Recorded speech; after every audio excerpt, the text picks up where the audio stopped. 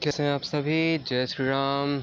हम लोग बात कर रहे थे बी फार्मा 4th सेमेस्टर की फार्मास्यूटिकल ऑर्गेनिक केमिस्ट्री थर्ड। मैं आशुतोष सेंगर आपको अपने चैनल आशुतोष सेंगर झांसी में स्वागत करता हूं। और हमारे काफ़ी लेक्चर्स हो गए थे यूनिट फर्स्ट के, और ये जो लेक्चर है ये अभी के लिए लास्ट लेक्चर है, चूँकि एसिमेट्रिक सिंथेसिस में बाद में पढ़ाऊँगा। चलिए शुरू करते हैं, समय कम है। DL nomenclature of relative configuration. इस वीडियो के अंदर मैं 4 तरह की चीज़ें, 4 तरह के आंसर्स देने वाला हूँ 4 क्वेश्चंस के, और शायद 5 भी हो जाएं, क्योंकि ये बहुत घुमा फिरा टॉपिक है। मीन्स इतना इजी नहीं है, बट कोशिश करूँगा तो आपको बहुत आसानी से समझाऊँगा ट्रिक्स के साथ, क्योंकि मेरे साथ आप पढ़ाई करते हैं तो बहुत मुश्किल कुछ भी नहीं होता, बहुत ईजीली मैं सारी चीज़ें समझाता हूँ। चलिए शुरू करते हैं। इस कोरोना काल के बीच एग्ज़ाम्स 26 जुलाई के बाद हैं। हमारे पास अभी समय है और हम उस समय का सदुपयोग करेंगे। चलिए, मेरा कंप्यूटर ठीक हो गया है। PPTs मैंने फिर से आपके लिए बनवाना शुरू कर दी हैं। कंप्यूटर में मैं लगा रहा, CPU काफ़ी देर तक उसका सुधारने के बाद कुछ सफलता मिली और PPT बनाए मैंने आपके लिए। चलिए शुरू करते हैं हम लोग। तो द DL सिस्टम जो है, DL नोमेनक्लेचर के नाम से दिया हुआ है हमारे सिलेबस के अंदर, बट ये 2 तरह से आ सकता है। ये रिलेटिव कॉन्फ़िगरेशन से भी आ सकता है।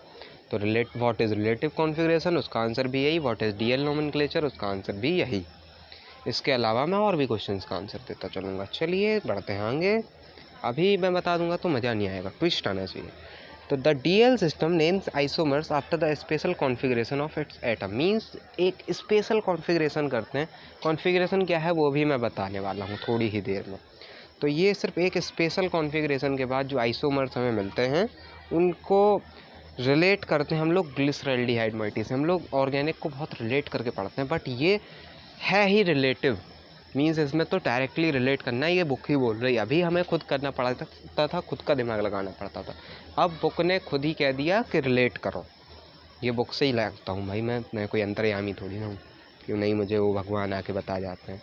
मैं भी बहुत काफ़ी बुक्स पढ़ता हूँ, काफ़ी कंटेंट लेकर आता हूँ आपके लिए, उसके बाद बनाता हूँ। इतना ईजी नहीं होता है, लेकिन हाँ, आप लोगों की खुशी के लिए ये सब करना पड़ता है। चलिए आगे बढ़ते हैं। तो ग्लिसरॉल्डिहाइड जो होता है वो खुद में ही कायरल सेंटर होता है, आपको स्ट्रक्चर में दिखाने वाला हूँ अभी। और इसके 2 आइसोमर्स बन सकते हैं, एक D और एक L। कैसे वो मैं अभी आगे बता रहा हूँ। This nomenclature is still used in certain amino acids और शुगर। ये सिर्फ कुछ ही अमीनो एसिड्स और शुगर का नोमेनक्लेचर कर सकते हैं इस मेथड से, क्योंकि ये रिलेटिव है। बाकी सबका हम लोग कर सकते हैं एब्सोल्यूट से। RS में पढ़ा चुका हूँ पूरा, CIP rule, sequence rule, RS जो भी आएगा वही लिखना है आपको। आगे बढ़ते हैं। आइडेंटिफाइंग दी कॉन्फ़िगरेशन। कैसे आइडेंटिफाई करेंगे भाई? पहले पता लग गया कि ये एक इंसान है, तो मतलब मैं खड़ा हूँ तो मैं कौन हूँ? मैं एक इंसान हूँ। तो पहले पता लगना चाहिए कि ये इंसान है कैसे। पता कैसे लगाते हैं? 2 पैर हैं, 2 कान हैं, 1 नाक है, 2 आँखें हैं, 1 मुँह है। वैसे ही इसको भी पता लगाना पड़ता है। तो अगर हम लोग एक स्ट्रेट लाइन में हमारे मॉइटी को रखें, 3D रिप्रेजेंटेशन ना करके उसको पेपर पे ड्रॉ करने के लिए टेक्निक बताई थी फिस्चर प्रोजेक्शन ने। तो बस तीसरा क्वेश्चन, व्हाट इज़ फिस्चर प्रोजेक्शन, तीसरे क्वेश्चन का भी आंसर इसमें ही है कि ये एक स्पेशल टाइप का राइटिंग, मतलब लिखने का तरीका है। It is a special type of writing the compound on paper पे। क्योंकि होता कंपाउंड कैसे है? 3D फॉर्म में। भाई कोई भी चीज़ 2D फॉर्म में तो होती नहीं, 3D फॉर्म में होती है। बट पेपर पे तो हमारे पास सिर्फ 2D ही रिप्रेजेंट कर सकते हैं। 3D करना बड़ा मुश्किल होता है 3D वाला, बट वो मुझे बहुत बेकार लगता है। आपको भी बेकार ही लगता होगा, डैश डैश और वो डार्क करके बड़ा बेकार सा फीलिंग आती है, बट करना पड़ता है भाई, ऑर्गेनिक पढ़ रहे हैं हम लोग, मजबूरी है। तो फिस्चर ने कहा कि भैया ये ना करो, इसको इस टाइप से लिखो कि लाइन काटे, एक हॉरिजॉन्टल और एक वर्टिकल। तो ये जो हॉरिजॉन्टल लाइन है और एक वर्टिकल लाइन है, बस इसमें काट दिया हमने। और जहाँ ये काट रही हैं वो कायरल सेंटर है, वो एक कार्बन है।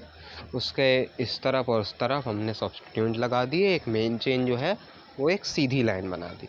एग्जाम्पल्स, ग्लिसरॉल्डिहाइड का स्ट्रक्चर ये बना हुआ है, देख लीजिए, बना लीजिए। और नोट्स मुझसे लेते हैं तो बेस्ट है, खुद बनाते हैं तो बेटर है। चलिए आगे बढ़ते हैं।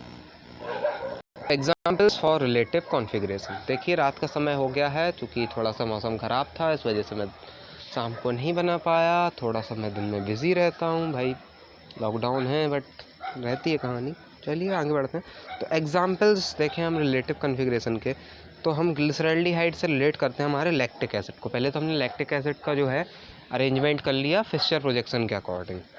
तो बस फिशर प्रोजेक्शन मैंने बता दिया और यही आपको डेफिनेशन लिखनी है। 2 एग्जाम्पल हो गया, 2 नंबर में आएगा, आंसर हो गया।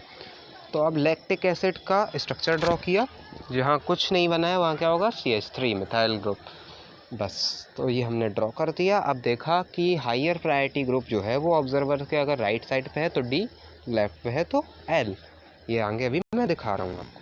फिर बात आती है व्हाट इज़ कॉन्फ़िगरेशन। बड़ी देर से आ रही है कॉन्फ़िगरेशन कॉन्फ़िगरेशन कॉन्फ़िगरेशन। तो व्हाट इज़ कॉन्फ़िगरेशन, RS में भी देखा, अभी भी कॉन्फ़िगरेशन, इसकी डेफिनेशन भी कॉन्फ़िगरेशन। तो है क्या, तो ये आपके चौथे क्वेश्चन का answer. Arrangement in space of the atoms, ये बिल्कुल प्रॉपर डेफिनेशन लिख के लाया हूँ। Arrangement in space of the atoms और group in the stereoisomers is known as configuration. मतलब एक स्पेस में मॉलिक्यूल्स के एटम्स का अरेंजमेंट होता है कॉन्फ़िगरेशन। बस कन्फर्मेशन अलग चीज़ है, कॉन्फ़िगरेशन अलग चीज़ है। फिर the actual arrangement of atoms in space is known as its, means actual arrangement जो हमें पता लगता है वो एब्सोल्यूट से ही लगता है, ये सिर्फ एक रिलेटिव है, लिमिटेड है। फिर अगली बात कंटिन्यू करते हैं इसको। But the relative configuration D and L system follows the special arrangement, ये सिर्फ स्पेशल अरेंजमेंट को ही फॉलो करता है। अगर हम लोग इस फोस्टर प्रोजेक्शन को ना अप्लाई करें तो नहीं कर सकते, या फिर उस मोइटी जो हमारा है वो अमीनो एसिड्स या शुगर ना हो तो भी नहीं कर सकते। फिर हमने रिलेट किया COOH को, देखा हायर प्रायोरिटी कहाँ है, NH2, ये L ग्लूटामेट और D ग्लूटामेट। ये कुछ एग्जांपल्स मैं लिख के लाया हूँ, बहुत आइसोलेटेड और बहुत अच्छे, बहुत इजी, जो सबसे इजी हैं वो मैं लिख के लाया हूँ। देखिए लेफ्ट पे है ऑब्जर्वर के तो NH2, राइट पे है तो D। आगे चलते हैं, ये देखिए ग्लूकोज D, ग्लूकॉन D तो भाई सब पी रहे होंगे, गर्मी आ गई है, मिल गया होगा भाई, वो तो मेडिकल स्टोर पर मिलता है। तो ग्लूकॉन D क्यों बोलते हैं, कभी मन में आया? क्योंकि वो होती है ग्लूकोज की dextrose form. Dextrose means R form, या R फॉर्म नहीं बोलना है, यही गलती है। डेक्सट्रोज और R में डिफरेंस होता है। R सिर्फ एक कॉन्फ़िगरेशन है और डेक्सट्रोज पोलैरीमीटर के हेल्प से होता है चेक। यही तो थोड़ा सा आपको क्लियर रखना है बस। तो ये D ग्लूकोज है। तो D ग्लूकोज ये स्मॉल में भी है और कैपिटल में भी है। कैपिटल रिलेटिव के हिसाब से और स्मॉल पोलैरीमीटर। अभी पोलैरीमीटर तो हम कर नहीं रहे भाई, हमें पोलैरीमीटर से का लेना देना, अभी तो बड़ा वाला ला रहे हैं D, बड़ा वाला D।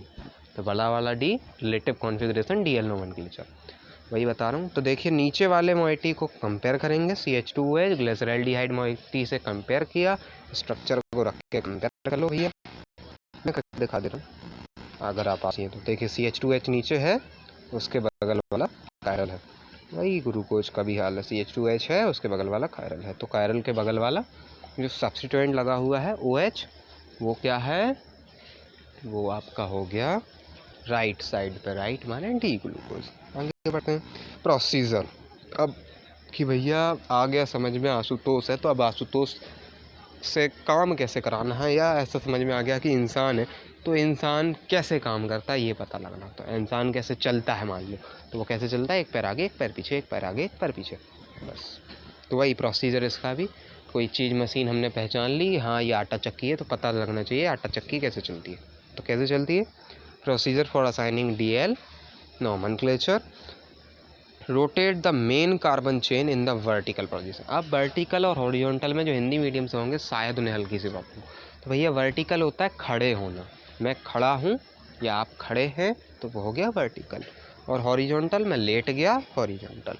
तो rotate the main carbon chain in the vertical position या line with priority groups according to IUPAC। IUPAC आप 12th में पढ़ कर आए हैं, नहीं आया है तब भी बी फॉर्म में फर्स्ट ईयर में इतना आपको पढ़ा दिया गया है, सेकंड ईयर में भी काफ़ी बता दिया गया है, थर्ड सेम में तो आ गया होगा एट द टॉप। तो जो हायर प्रायोरिटी वाला होगा वो सबसे ऊपर, फिर नीचे फिर नीचे फिर नीचे, एक वर्टिकल लाइन में हम लोग बना देंगे। फिर जो सब्स्टिट्यूएंट्स लगे हुए हैं उन्हें हॉरिजॉन्टल माने लेटने वाली कंडीशन में लगा दिया। तो भैया ये आप ऐसे याद हो गया होगा, ये लेटना खड़े होने से हॉरिजॉन्टल वर्टिकल की बहुत ईजी हो जाएगा आपके लिए। ठीक है। फिर now on examination if the prior substituents is on RHS। अब भैया ये मेरी होती है प्रॉब्लम कि मुझे रहती है जल्दी, तो मैं शॉर्ट में बनाता हूँ नोट्स, बहुत कम कम लिख के, और ये मतलब कोई काम का नहीं होता, बाद में मैं इसको यूज़लेस कर देता हूँ एक तरह से। इसलिए मैं कहता हूँ कि नोट्स ले लीजिए, मुझे कोई प्रॉब्लम नहीं है, मैं नोट्स ऐसे ही लिख के लाऊँगा, बट मुझे भी बोरिंग लगेगा और मैं वो पढ़ता रहूँगा तो आपको भी बोरिंग लगेगा शायद। इसलिए मैं ऐसे लाता हूँ कि मैं सिर्फ समझाऊँ। नोट्स आप मुझसे ले लीजिए, मुझे जैसे ही कमेंट करेंगे मैं वैसे ही को प्रोसीजर बता दूंगा आगे के लिए, क्योंकि अभी प्रोसीजर हम पढ़ रहे हैं DL का। चलिए प्रोसीजर पढ़ते हैं। Now on examination if the prior substituent on RHS means right hand side, right hand side पे है, खाना खाने वाले हाथ के साइड पे। भाई कुछ लोग लेफ्टी होंगे, उनके लिए नहीं बोल रहा हूँ मैं, तो कहानी मैं भी एक तरह से लेफ्टी हूँ। ओके चलिए आगे बढ़ते हैं। Of the observer on horizontal line, horizontal लेटने वाली कंडीशन में, तो कॉन्फ़िगरेशन विल बी D, तो D हो जाएगा। And if the prior substituents on LHS left hand side of the observer, observer माने मैं या आप या साइंटिस्ट जो भी होगा, so it will be L। फिर द DL नोटेशन, पाँचवें क्वेश्चन का आंसर। कॉन्फ़िगरेशन और नोटेशन ये दोनों चीज़ें एक ही होती हैं। अगर नोटेशन आ जाए 2 मार्क्स में या 7 मार्क्स में कि write about absolute and relative notation और कॉन्फ़िगरेशन, तो भाई फटाफट लिख दीजिएगा आंखें बंद करके। Then can also be extended to the compounds multiple followed by having more than chiral atom containing structure is compared to correspond DL forms of glyceraldehyde। Means ये उनको भी हो सकता है, उनका भी नोमेनक्लेचर कर सकते हैं इस मेथड के द्वारा, जो means more than 1 chiral centre रखते हैं। जैसे ग्लूकोज का मैंने एग्जांपल दिखाया था ऊपर, उसमें ज़्यादा थे। At last thank you, comment me for any query, subscribe my channel, comment me for notes. अगर चाहिए तो भैया कमेंट करो, कांटेक्ट करो, शेयर करो वीडियो को अपने फ्रेंड्स से, क्योंकि मुझे भी सपोर्ट मिलना चाहिए। बड़ा मेहनत करके वीडियो बनाता हूँ। लाइक करिए वीडियो को, उससे मोटिवेशन मिलता है। कमेंट करिए अच्छे वाले, अगर समझ में आया है, कोई क्वेरी है तो कमेंट करिए। घर में रहें, स्वस्थ रहें। जय श्री राम, जय महाकाल। धन्यवाद।